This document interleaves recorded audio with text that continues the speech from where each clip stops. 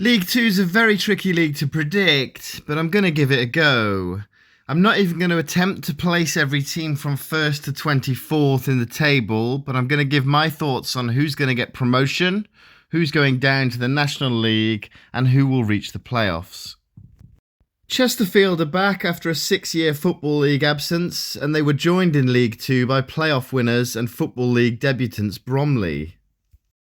Coming down from League One was Cheltenham Town, Port Vale, Fleetwood Town and Carlisle United.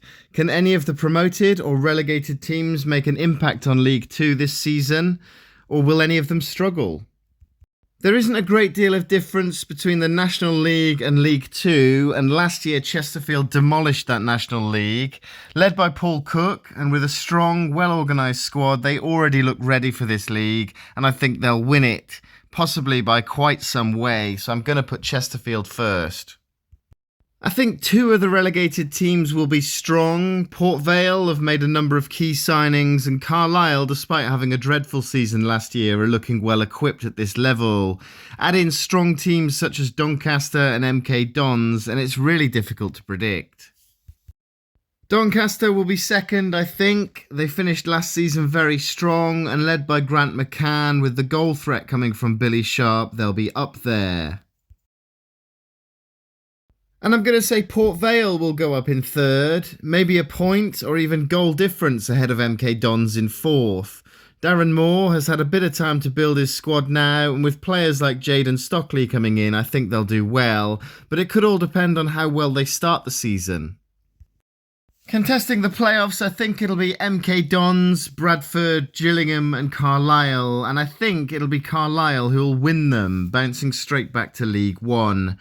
Notts County will miss out again after allowing Macaulay Langstaff to move to Millwall. It'll be really hard to replace him, but I still wouldn't be surprised if they do find themselves in the playoffs at the end of the season.